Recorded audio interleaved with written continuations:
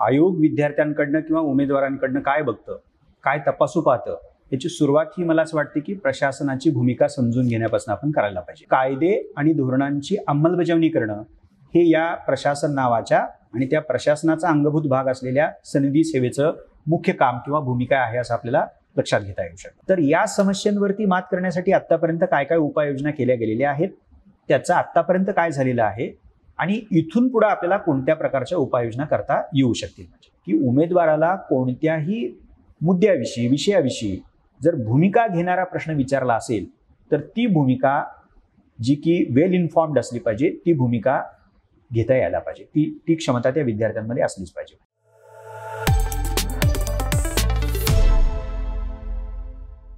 नमस्कार विद्यार्थी मित्रमैत्रिणींनो, the unique अकॅडमीच्या या युनिक पॉडकास्टमध्ये आपल्या सर्वांचं पुन्हा एकदा सहर्ष स्वागत.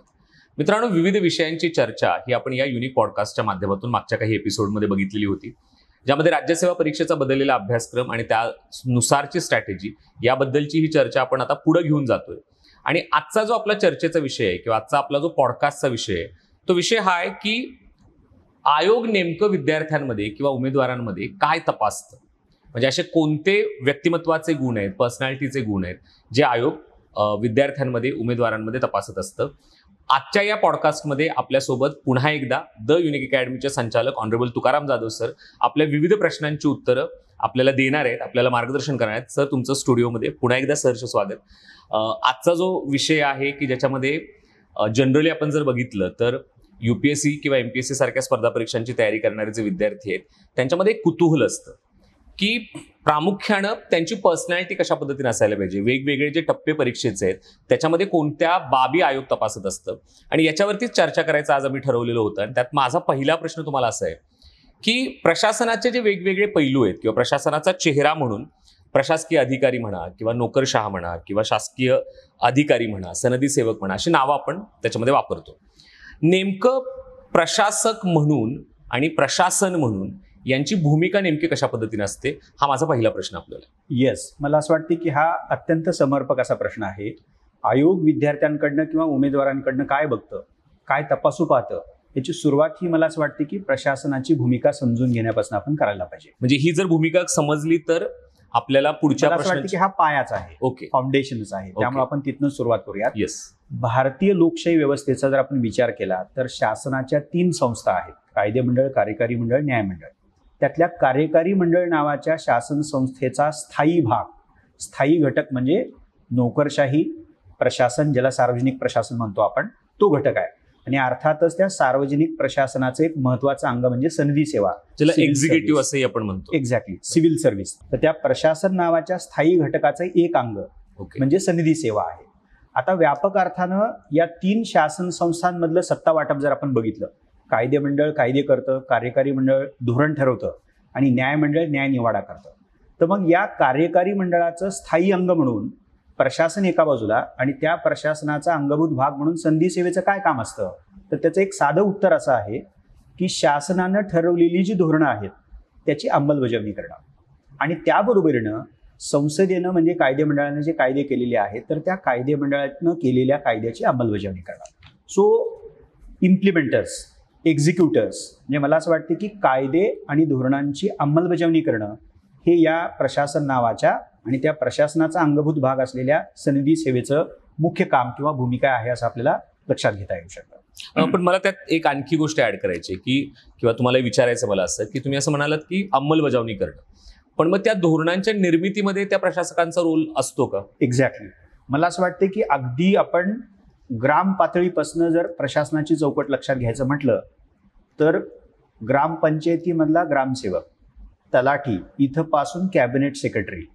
म्हणजे ही जर सगळी हायरार्की आपण बघितली तर तळ पातळीवरचा ग्रामसेवक ते कॅबिनेट सेक्रेटरी वेगवेगळ्या पद्धतीनं कायद्याची निर्मिती आणि धोरणांची निर्मिती याच्यामध्ये प्रत्यक्ष अप्रत्यक्ष सहभाग देत असतात. इनपुट्स ते त्याच्यामध्ये. एक्झॅक्टली, म्हणजे आपण जर असा विचार केला की आपल्या ग्रामीण भागातल्या सगळ्या खेड्यांची काय अवस्था आहे, तर ती अवस्था केंद्र सरकारला किंवा राज्य सरकारला कळू शकणार नाही जोपर्यंत तळ पातळीवरचा ग्रामसेवक किंवा तलाठी त्यांना योग्य माहिती पुरवू शकणार नाही. सो मला असं वाटतं की इम्प्लिमेंटेशन हे महत्वाचं काम आहे, ते सगळ्यांना माहिती असतं. पण त्याबरोबरीनं कायद्याची निर्मिती आणि धोरणांची निर्मिती याच्यामध्ये इनपुट पुरवण्याचं काम, म्हणजे ज्याला आपण डेटा म्हणू, ज्याला आपण सामग्री म्हणू, माहिती म्हणू, ती माहिती वेगवेगळ्या गरजांच्या बाबतीतली असू शकते किंवा समस्यांच्या बाबतीतली असू शकते. तळ पातळीपासूनचा प्रशासक किंवा प्रशासकीय यंत्रणेमधले हे जे घटक आहेत, ज्यांची नावं मी घेतलेली आहेत, त्यांचा रोल या अर्थानं त्यामध्ये देखील असतो. म्हणजे एका बाजूला पॉलिसी मेकिंग मध्ये देखील त्यांचा डिरेक्टली और इनडायरेक्टली सहभाग आहे एक्झॅक्टली. आणि दुसऱ्या बाजूला त्यांची अंमलबजावणी. आणि मग आपण ज्या वेगवेगळ्या स्कीम्स बघतो, धोरणं बघतो, योजना बघतो, ज्याचं इम्प्लिमेंटेशन होताना आपल्याला पाहायला मिळतं, ज्यात एक महत्वाचा वाटा त्यांचा असलेला आपल्याला पाहायला मिळतो. एक्झॅक्टली. माझा दुसरा प्रश्न त्याला जोडून असा आहे की हे जे सगळे प्रशासकीय अधिकारी आहेत किंवा शासकीय अधिकारी आहेत, त्यांच्यासाठी काही आचारसंहिता किंवा त्यांची काही कामं करण्याची चौकट अशा पद्धतीने काही आखून दिलेली असते का? येस, मला वाटते की दोन पद्धतीने याच्याकडे बघता येऊ शकतं. एक प्रशासकीय यंत्रणा म्हणून त्यांची एक कार्यप्रणाली असते, पण त्या तांत्रिक तपशिलामध्ये आता आपण जाणार नाही आहोत.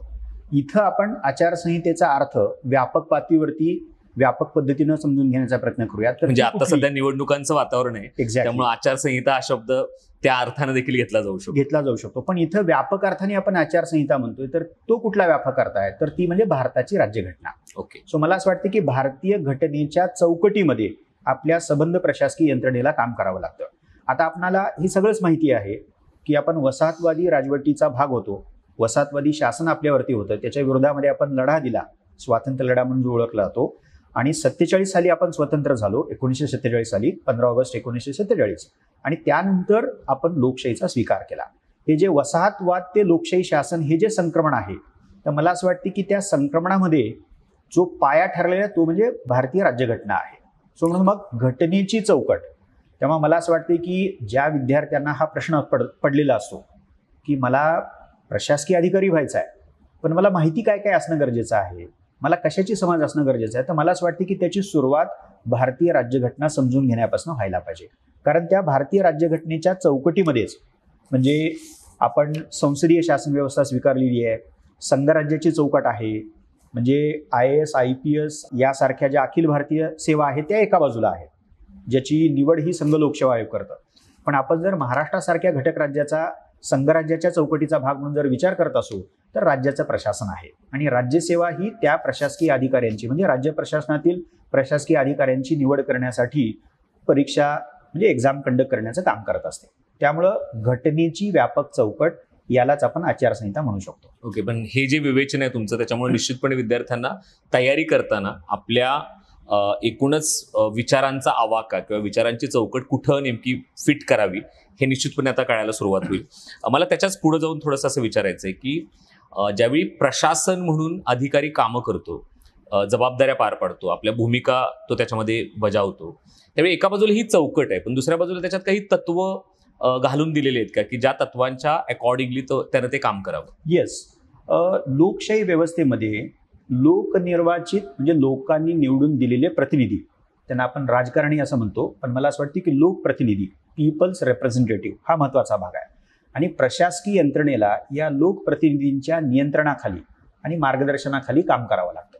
हा त्या चौकटीतला एक महत्त्वाचा पैलू असं पण म्हणायला काही हरकत नाही. म्हणजे आता हे त्यांच्या नियंत्रणाखाली काम करत असताना काही तत्व डेफिनेटली आहेत. त्याच्यातलं जे महत्त्वाचं तत्व आहे तटस्थता, न्यूट्रॅलिटी, हे प्रशासकीय यंत्रणेचं एखाद्या प्रशासकाकडनं अपेक्षित असणारं एक महत्त्वाचं आचारसंहितात्मक तत्व म्हणून आपण बघायला हरकत नाही. त्याच्या जोडीनं निपक्षपातीपणा, म्हणजे तुम्ही या पक्षाला किंवा त्या पक्षाला किंवा समाजातल्या या घटकाला किंवा त्या घटकाला किंवा या व्यक्तीला किंवा त्या व्यक्तीला पूरक ठरेल किंवा फायद्याचं ठरेल अशा प्रकारचं वर्तन आणि व्यवहार प्रशासकीय अधिकाऱ्यांनी करणं हे अजिबातच अपेक्षित नसतं. दुसऱ्या बाजूला एक महत्त्वाचं तत्व, ज्या तत्वावरती ही विशेषतः लोकशाही व्यवस्थेमधली सनदी सेवा काम करत असते, इंग्रजीमध्ये त्याला अनॉनिमिटी असं म्हणतात, म्हणजे अनामिकत्व. म्हणजे खरं तर लोकांच्या प्रतिनिधींच्या माध्यमातून लोकशाहीमध्ये शासन व्यवहार होत असतो, ज्यांच्या नियंत्रणाखाली प्रशासकीय यंत्रणेला काम करावं लागतं. त्यामुळे खरं जर बघायला गेलं तर राज्यकारभार एका अर्थानं तळपातळीवरती, ग्राउंड लेवलवरती या प्रशासकीय यंत्रणेच्या माध्यमातून चालत असतो. पण तरी देखील तो लीडरशिप म्हणजे कुणाची लीडरशिप आहे त्याला, तर ती मला असं वाटतं की लोकप्रतिनिधीची आहे. त्यामुळे ज्याला आपण थोडंसं सोपं करायचं म्हटलं तर पडद्यामागनं, ओके, त्यालाच आपण अनामिकत्व किंवा इनव्हिजिबल हिरोज असं एक्झॅक्टली त्या पद्धतीने या प्रशासकीय यंत्रणेला काम करावं लागतं. त्यामुळं तटस्थता जसं एका बाजूला अपेक्षित आहे, तसंच अनामिकत्व मला असं वाटतं की दुसऱ्या बाजूला ते अपेक्षित आहे. याला जोडून जी महत्वाची बाब आहे, जेव्हा आपण लोकशाहीमधलं प्रशासन किंवा लोकशाहीमधली सनदी सेवा असं म्हणत असतो, तर ते काम करत असताना, आपली भूमिका बजावत असताना प्रशासकीय यंत्रणेला, सनदी सेवेला अत्यंत जबाबदारीनं आणि उत्तरदायित्व म्हणजे अकाउंटेबिलिटी ज्याला म्हणतो आपण, मनमानी पद्धतीनं त्यांना कारभार करता येत नाही, तशी अपेक्षाच मुळामध्ये असू शकत नाही. म्हणजे आणि लोकशाहीचं ते वैशिष्ट्यच ठरू शकत नाही. त्यामुळं अकाउंटेबिलिटी हा त्यांच्या कामाचा एक महत्वाचा तात्विक आधार म्हणायला, म्हणजे तत्व म्हणून एक आधार म्हणायला काही हरकत नाही. आणि याला जोडून अर्थातच समन्यायीपणा, संवेदनशीलपणा ही इतर महत्वाची तत्व म्हणून आपल्याला त्यांच्या कामकाजाचा पाया ज्याला म्हणूयात आपण, किंवा पायाभूत तत्व म्हणून बघूयात, तर या पद्धतीने ती पाहता येतात. ही जी तत्व तुम्ही सांगितली, म्हणजे मला एक प्रश्न, त्याला उपप्रश्न म्हणून विचारायचा आहे. न्यूट्रॅलिटी असेल किंवा निपक्षपातीपणा असेल, अनामिकत्व असेल किंवा तटस्थता, जबाबदारी, अकाउंटेबिलिटी, समन्यायीपणा, ह्या ज्या सगळ्या तत्वांचा विकास जो विद्यार्थ्यांना करायचा आहे किंवा त्यांना त्यांच्यामध्ये प्रिपरेशनच्या काळामध्ये ह्या सगळ्या गोष्टी ज्या भिनवायच्या, त्याच्यासाठी काय खबरदारी विद्यार्थ्यांनी घ्यायला? मला असं वाटते की एका बाजूला जसं आपण म्हणालो की आपल्या संविधानकर्त्यांनी, राज्यघटनाकर्त्यांनी आणि आपण एक राष्ट्र म्हणून लोकशाहीचा स्वीकार केलेला आहे. त्यामुळे ती लोकशाहीची चौकट, जेव्हा आपण राज्यघटना, ती लोकशाही राज्यघटना आहे, त्या शासन प्रकाराचा स्वीकार करणारी राज्यघटना असं आपण मानतो, तर त्यातली मूलतत्वे एका बाजूला समजून घ्यायला पाहिजेत, जी की आपण नागरिक शास्त्राच्या विषयामध्ये 5वी 6वीच्या इयत्तेपासून करतच असतो. पण जेव्हा विद्यार्थी अशा प्रकारच्या परीक्षांची तयारी करण्याचा निर्णय घेतात, तर त्याच्या अभ्यासक्रमाचाच एक अंगभूत घटक राज्यघटना आहे. त्यामुळे तिथं तपशीलवार तयारी ते करतील, पण त्या तपशिलाशिवाय, राज्यघटनेतल्या तरतुदीशिवाय त्यांनी या राज्यघटनेची मूलतत्वे जी आहेत, की जी मूलतत्वे प्रशासनाला आचारसंहिता म्हणून पायाभूत आहे, सो तो एक मार्ग असू शकतो. आणि दुसरा जो मार्ग आहे, जेव्हा तुम्ही या तयारीच्या सबंध कालावधीमध्ये वर्तमानपत्र वाचणार आहात, चालू घडामोडीची तयारी करण्यासाठी तुम्ही वेगवेगळे विषय सामान्य अध्ययनामधले तुम्ही वाचणार आहात, तर ते वाचत असताना जे काही तुम्हाला समजेल त्यातल्या संकल्पना आहेत, अनेक घटक अभ्यासक्रमाचे आहेत, तर ते समजून घेताना तुम्ही सातत्यानं त्या तत्वाशी त्याची जोडणी करण्याचा प्रयत्न केला पाहिजे, म्हणजे ते लिंक करण्याचा प्रयत्न तुम्ही केला पाहिजे. सो हे जर का सजगपणे ते बघू लागले, सो एका बाजूला राज्यघटना समजून घेणं आणि दुसऱ्या बाजूला अभ्यासक्रमातले जे काय, म्हणजे आता भारतीय समाज अभ्यासक्रमामध्ये भाग आहे, आंतरराष्ट्रीय संबंध पण आहे, भूगोलाचा भाग आहे, अर्थव्यवस्थेचा भाग आहे. सो या वेगवेगळ्या क्षेत्रामध्ये आणि हे जे काही वेगवेगळे विषय आहेत, तर तिथं त्याचा अभ्यास करत असताना, या वेगवेगळ्या विषयांना समजून घेत असताना ती तत्व मनामध्ये सारखी विद्यार्थ्यांनी ठेवलीच पाहिजे. म्हणजे विद्यार्थ्यांनी तो अभ्यास करत असताना तो एक अभ्यासाचा भाग आहे म्हणून न बघता ते त्यांच्या व्यक्तिमत्वामध्ये देखील ते गुण इंट्रोड्यूस करणं किंवा ते आणणं हे त्याच्यामध्ये अपेक्षित आहे. मला तोच प्रश्न एक विचारायचा आहे की एक संभाव्य प्रशासक म्हणून जे विद्यार्थी तयारी करतायत, जे प्रिपरेशन करतायत, त्या विद्यार्थ्यांनी असे कोणते गुण आहेत किंवा अशा कोणत्या क्षमता आहेत की ज्या त्यांनी त्यांच्यामध्ये विकसित करणं अपेक्षित आहे असं तुम्हाला वाटतं? येस, म्हणजे जेव्हा आपण प्रशासक, सनदी सेवक, शासकीय अधिकारी अशी वेगवेगळी नावं वापरतोय, तर खरं तर घटनेमध्ये जर आपण तरतुदी बघितल्या तर पब्लिक सर्व्हिसेस असा शब्दप्रयोग वापरलेला आहे, लोकसेवक. सो लोकसेवक एक लोकप्रतिनिधी आहेत आणि त्यांच्या नियंत्रण मार्गदर्शनाखाली काम करणारे प्रशासक आहेत माझे. सो पब्लिक स्पिरिट म्हणजे सार्वजनिक वृत्ती, म्हणजे लोकांना सेवा देण्याची वृत्ती, इंग्रजीमध्ये परत मी रिपीट करतो, पब्लिक स्पिरिट हे अत्यंत महत्वाचं ज्याला म्हणूयात आपण, म्हणजे या शासकीय अधिकाऱ्यांकडनं लोकसेवक म्हणून तो गुण असणं अपेक्षित आहे. म्हणजे त्याला व्हर्च्यू असं म्हणायला काही हरकत नाही. म्हणजे सो हे एका बाजूला झालं. पण दुसऱ्या बाजूला कोणत्या क्षमता भावी अधिकारी म्हणून, प्रशासकीय अधिकारी म्हणून अपेक्षित आहेत, तर मला असं वाटते की एका बाजूला ज्या समाजामध्ये लोकसेवा असं आपण मानतो, सो लोकांचा विचार करतोय, लोकसमुदायाचा आपण विचार करतोय, समाजाचा आपण विचार करतोय, तर ज्या समाजामध्ये या प्रशासकीय अधिकाऱ्यांना काम करायचं आहे त्या समाजाबद्दल माहिती असली पाहिजे. म्हणजे ती माहिती, म्हणजे ज्याला आपण समज म्हणूयात, त्या समाजाचं आकलन म्हणूयात, त्यातल्या कोणत्या महत्वाच्या समस्या आहेत त्याचं भान आणि जाण या शासकीय अधिकाऱ्यांना असलं पाहिजे. नंबर 1. नंबर 2, त्या समस्यांची केवळ तुम्हाला माहिती असून पुरेसं ठरणार नाहीये, तर या समस्यांवरती मात करण्यासाठी आतापर्यंत काय काय उपाययोजना केल्या गेलेल्या आहेत, त्याचं आतापर्यंत काय झालेलं आहे आणि इथून पुढे आपल्याला कोणत्या प्रकारच्या उपाययोजना करता येऊ शकतील. म्हणजे आपण जर थोडंसं वैद्यक शास्त्राच्या भाषेमध्ये जर बोलायचं ठरवलं, डॉक्टर ही संकल्पना आपल्याला माहितीच असते, तर डॉक्टरांची भूमिका ही दुहेरी असते. एक म्हणजे ते एखाद्या पेशंटला काय झालेलं आहे डायग्नोसिस करणं ओके, निदान करणं आणि दुसऱ्या बाजूला निदान केल्यानंतर त्याच्यावरती उपचार करणं. म्हणजे सो मला असं वाटतंय की प्रशासकीय सेवेची देखील अशाच प्रकारची दुहेरी भूमिका आहे. समज म्हणजे त्यांना समस्या माहिती असणं हे जसं अपेक्षित आहे, तसंच मला वाटतं की त्या समस्यावरती काय उपाय करता येऊ शकतील याचीही क्षमता त्यांच्याकडे असली पाहिजे. आणि त्याला जोडून आणखीन एक क्षमतेचा मी उल्लेख करतो, उपक्रमशीलता ज्याला म्हणूयात आपण. जे आपण वर्तमानपत्रामध्ये वेगवेगळ्या घटक राज्यांमधल्या, एखाद्या घटक राज्यांमधल्या वेगवेगळ्या विभागातल्या, वेगवेगळ्या जिल्ह्यातल्या, तालुक्यातल्या वेगवेगळ्या प्रशासकीय अधिकाऱ्यांनी जे वेगवेगळे प्रयोग राबवलेले असतात, केस स्टडीज आपण एक्झॅक्टली, तर ते आपण वाचत असतो. तर मला असं वाटतं की उपक्रमशीलता ही एक अत्यंत महत्वाची क्षमता, अपेक्षा त्यांच्याकडनं आहे, हे आपण लक्षात घेतलं पाहिजे. ओके, म्हणजे एका बाजूला पब्लिक स्पिरिट, दुसऱ्या बाजूला समाजाबद्दलचं भान, समस्या समजून घेणं, त्याच्यावरती उपाययोजना फाइंड आउट करणं आणि उपक्रमशीलता. सो हे गुण विद्यार्थ्यांनी आत्मसात करणं प्रिपरेशनच्या काळामध्ये गरजेचं आहे. आता प्रिपरेशनच्या काळानंतर मी थोडंसं एक अधिकारी म्हणून त्या विद्यार्थ्याची नियुक्ती झाल्यानंतर किंवा त्या उमेदवाराची नियुक्ती झाल्यानंतर ज्यावेळी तो प्रशासन चालवतो किंवा प्रत्यक्ष प्रशासनाचा तो एक चेहरा बनतो, सो एक चेहरा म्हणून त्या अधिकाऱ्याकडे आपण बघतो. सो त्याच्या कार्याचे पैलू त्या ठिकाणी महत्वाचे असतात. मला असं वाटते की लिंचपिन ज्याला म्हणतो आपण, म्हणजे तो एक दुवा आहे, महत्वाची साखळी आहे. तर त्याच्यात मला वाटते की 3 आयाम आपल्याला अधोरेखित करता येतात. एक आहे प्रशासक, ज्याचा संबंध लोकप्रतिनिधीशी येतो, ज्याचा उल्लेख मी वारंवार करतोय. म्हणजे लोकशाही व्यवस्थेमध्ये लोकप्रतिनिधींच्या नेतृत्वाखाली प्रशासनाला काम करावं लागतं.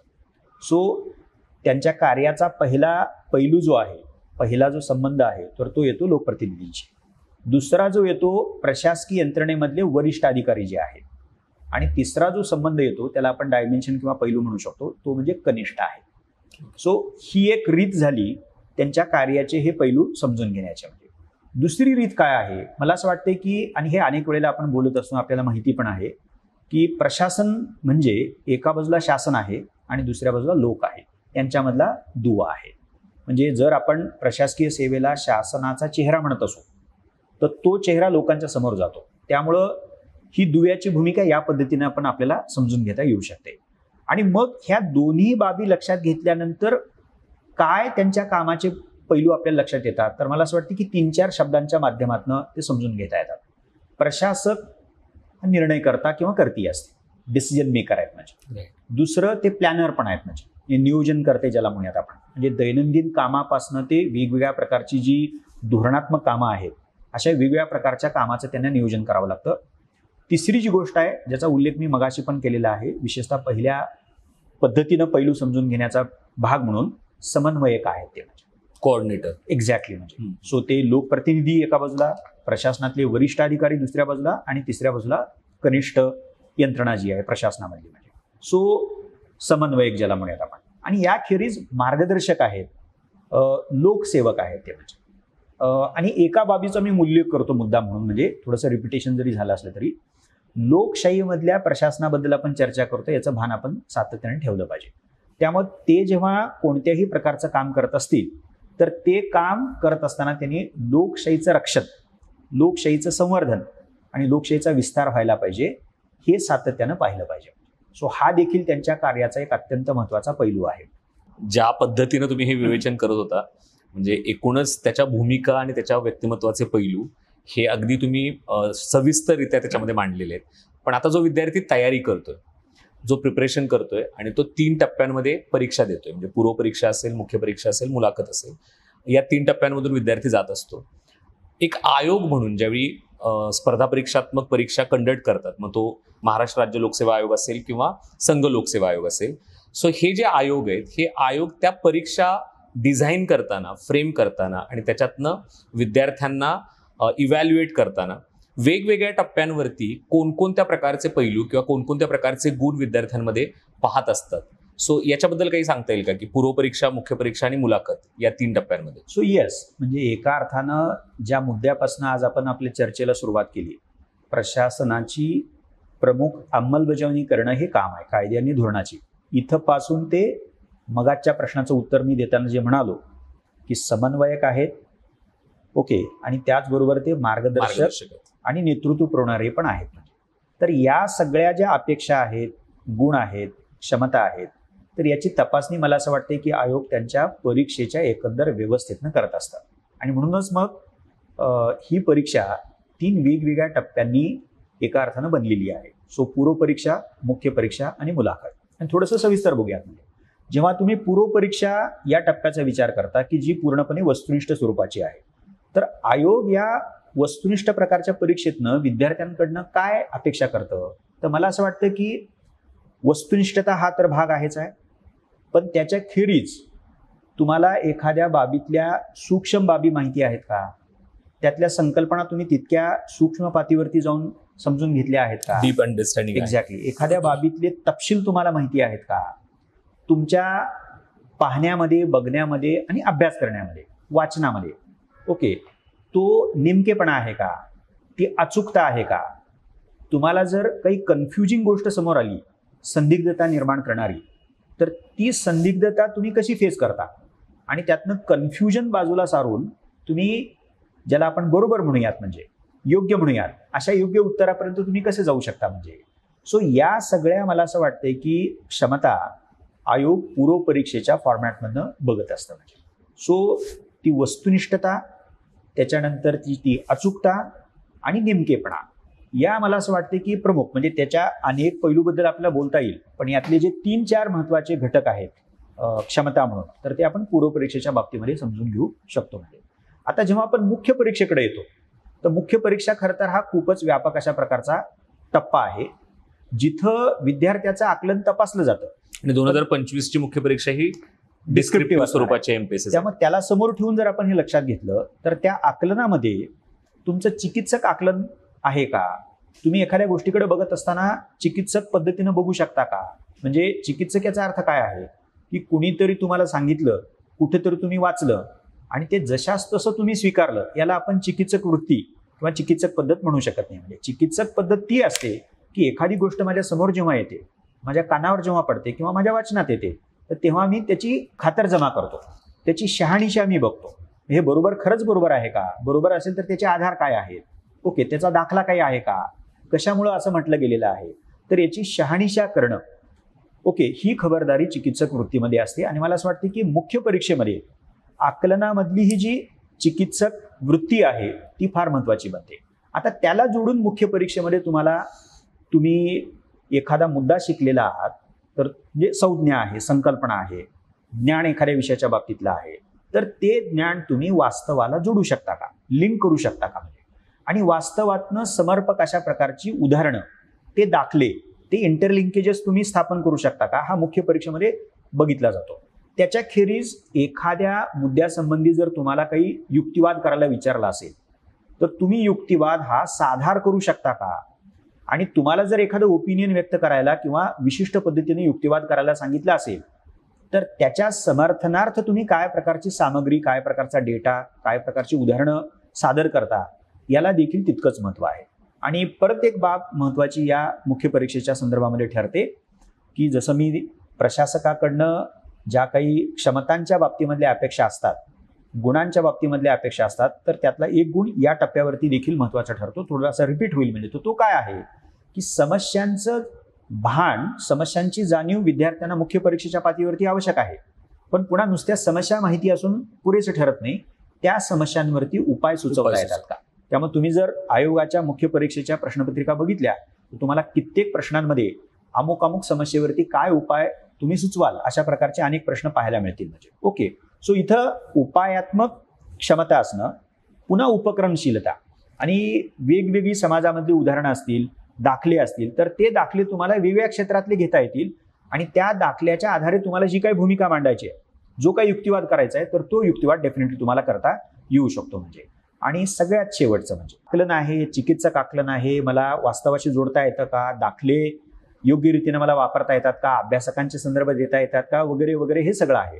पण हे सगळं मला अभ्यासून, हे समजून घेऊन, ओके, मला उत्तरपत्रिकेमध्ये प्रश्नाची गरज लक्षात घेऊन शब्द मर्यादेमध्ये लिहिता यायला पाहिजे, मांडता यायला पाहिजे. त्यामुळे लेखन कौशल्य, लेखनाची क्षमता ही अत्यंत महत्वाची क्षमता मुख्य परीक्षेच्या पातळीवरती महत्वाची. या लेखन कौशल्यावरती आपण एक सविस्तर पॉडकास्ट करणारच आहोत, त्यामुळे विद्यार्थ्यांनी ह्या मालिका सततपणे फॉलो करा, ज्याच्यामध्ये आपण वेगवेगळे विषय पुढेही घेणार आहोत, की ज्याचा तुम्ही आता उल्लेख केला की आन्सर रायटिंगच्या बद्दल. येस. आता शेवटचा टप्पा तो अर्थातच मुलाखतीचा आहे.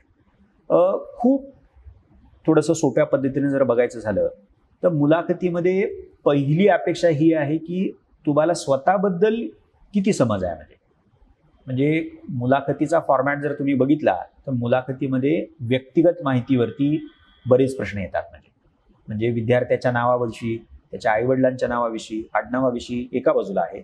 त्याच्यानंतर आईवडिलांचा व्यवसाय काय, ते नोकरी करतात का, त्यांची पार्श्वभूमी जी आहे ती ओके. त्याखेरीज मग त्या विद्यार्थ्याची शैक्षणिक पार्श्वभूमी आणि त्या विद्यार्थ्याच्या एक्स्ट्रा करिक्युलर ॲक्टिव्हिटीचा भाग जो काय आहे तो. सो ही व्यक्तिगत माहिती आहे. त्यामुळे मला असं वाटतं की मुलाखतीमध्ये पहिली जी अपेक्षा आहे की जो उमेदवार मुलाखतीसाठी तिथे येतोय तर त्या उमेदवाराला स्वतःबद्दलच किती भान आहे, हा पहिला भाग. दुसरी जी महत्त्वाची अपेक्षा अर्थातच आहे, ज्याची चर्चा वेगळ्या पद्धतीनं आपण आत्ताच्या या एपिसोडमध्ये करतच आलो आहोत. लोकसेवक आहेत, समाजाला सेवा पुरवण्याचं काम या प्रशासकीय यंत्रणेला करावं लागतं. त्यामुळे त्या समाजाबद्दलचं भान त्या विद्यार्थ्याला किती आहे. त्यामुळं समाजातल्या समस्या, समाजाला आवश्यक असणाऱ्या गरजा, त्याची कारणं काय आहेत, उपाय कुठले केले गेलेले आहेत, त्या समस्यांवरती आत्तापर्यंत केले गेलेले उपाय पुरेसे ठरले आहेत का, आणि मग नवे उपाय काय आपल्याला करता येऊ शकतील. म्हणजे हा देखील त्या भोवतालच्या समजेचा महत्त्वाचा भाग म्हणून आपल्याला बघता येऊ शकतो. अर्थातच मुलाखतीचा फॉर्मॅट हा तोंडी परीक्षेचा आहे. त्यामुळे स्वतःबद्दलचं भान आणि समाजाबद्दलचं आकलन, समाजविषयक आकलन हे तुम्हाला मुलाखत मंडळानं विचारलेल्या प्रश्नाला अनुसरून सुसंगत पद्धतीनं बोलून दाखवायचं आहे. म्हणून मला असं वाटतं की संवाद कौशल्य. आता याखेरीज विद्यार्थ्याकडं, उमेदवाराकडं आत्मविश्वास असला पाहिजे, सकारात्मक दृष्टी असली पाहिजे, प्रामाणिकपणा असला पाहिजे, समाजाबद्दलची कणव संवेदनशीलता असली पाहिजे. ह्याही महत्त्वाच्या बाबी मुलाखतीच्या संदर्भामध्ये आपल्याला पाहाव्या लागतात. आणि महत्त्वाचं एका गोष्टींचा मी मुद्दाम उल्लेख करतो की मुलाखतीमध्ये विचारले जाणारे बरेचसे प्रश्न तुम्हाला इन्फॉर्मेटिव्हच असतील असं काही नाही आहे. म्हणजे रादर फार कमी प्रश्न कदाचित तथ्य विचारणारी, माहिती विचारणारी, म्हणजे त्या अर्थानं तशा प्रकारच्या ज्ञानाची कसोटी घेणारे असतील, जे पूर्वपरीक्षेमध्ये जसे असतात तसे. पण जास्त प्रश्न असण्याची शक्यता कुठली आहेत, म्हणजे कोणत्या प्रकारचे प्रश्न जास्त असण्याची शक्यता आहे, तर मला असं वाटतं की ओपिनियन ओरिएंटेड. तेव्हा मुलाखतीसाठी तयारी करत असताना विद्यार्थ्याला कोणत्याही घटकाची तयारी करताना मला त्याविषयी काही मत मांडता येतं का, आणि ते मत माझं योग्य माहितीवरती आधारित असलं पाहिजे. म्हणजे ज्याला आपण वेल इन्फॉर्म्ड ओपिनियन असं मानतोय. आणि अर्थातच वेल इन्फॉर्म्ड ओपिनियन जर मला बनवायचं असेल, तिथपर्यंत जर मला यायचं असेल, तर मला त्या मुद्द्यासंबंधी सगळे पैलू माहिती असायला पाहिजे, बॅलन्स्ड असायला पाहिजे. एक्झॅक्टली. जे टिपिकली आपण म्हणतो की त्याच्या नकारात्मक बाजू कुठल्या आहेत, सकारात्मक बाजू कुठल्या आहेत. आणि मला असं वाटतं की प्रत्येक मुद्द्याला काही केवळ असे दोनच सरळसोट पैलू असतील असं नाही. म्हणजे त्याचे वेगवेगळे पैलू असू शकतात. ते पैलू जर आपल्याला माहिती असतील तर मग आपल्याला त्या संदर्भामध्ये सुस्पष्ट अशा प्रकारची आणि आत्मविश्वासपूर्वक अशा प्रकारची भूमिका घेता येऊ शकते. सो मला असं वाटतं की मुलाखतीमध्ये अशा रीतीनं स्वतःबद्दलची समज, समाजाबद्दलची समज, संवाद कौशल्य, त्याच्याशिवाय मी जे म्हणालो तुम्हाला की आत्मविश्वासापासून ते सकारात्मक वृत्ती, आणि शेवट ज्या मुद्द्यावरती मी केलेला आहे की उमेदवाराला कोणत्याही मुद्द्याविषयी, विषयाविषयी जर भूमिका घेणारा प्रश्न विचारला असेल तर ती भूमिका जी की वेल इन्फॉर्म्ड असली पाहिजे, ती भूमिका घेता यायला पाहिजे, ती क्षमता त्या विद्यार्थ्यांमध्ये असलीच पाहिजे. सो आपला आजचा जो विषय होता की एक अधिकारी म्हणून किंवा एक प्रशासक म्हणून कोणकोणत्या प्रकारचे व्यक्तिमत्वाचे पैलू हे विद्यार्थ्यांनी आत्मसात करणं गरजेचं आहे, आयोग नेमकं कोणत्या बाबी तपासतं, याच्यावरती एक सविस्तर मार्गदर्शन सर तुम्ही सर्व विद्यार्थ्यांना केले. मी सगळ्यात पहिल्यांदा तुमचे सर्व विद्यार्थ्यांच्या वतीनं आभार मानतो. हे जे एपिसोड्स आहेत त्या एपिसोड्सच्या माध्यमातून एकूणच राज्यसेवा परीक्षा असेल एका बाजूला, आणि त्याचा बदललेला डिस्क्रिप्टिव्ह पॅटर्न असेल, आणि ज्या पॅटर्नच्या संदर्भात विद्यार्थ्यांच्या मनामध्ये अनेक वेगवेगळ्या स्वरूपाचे प्रश्न आहेत, त्या प्रश्नांची उत्तरं एकेका एपिसोडमधून विद्यार्थ्यांना मिळत आहेत. निश्चितपणे विद्यार्थ्यांना याचा लाभ होईल, आणि जे भविष्यातले अधिकारी आहेत ते अधिकारी घडत असताना आजच्या एपिसोडचा त्यांना निश्चितपणे फायदा होईल असं मी अपेक्षा बाळगतो. आपण अशाच एपिसोडसह आणखी भेटणार आहोत. आपण यानंतर माध्यमाच्या निवडीबद्दल विद्यार्थ्यांच्या मनामध्ये ज्या शंका आहेत, जे प्रश्न आहेत, त्याविषयी चर्चा करणार आहोत की मराठी माध्यम असावं का इंग्रजी माध्यम असावं, याच्याबद्दल आपण चर्चा करणार आहोत. पण तोपर्यंत stay tune, stay connected, stay safe. Thank you so much.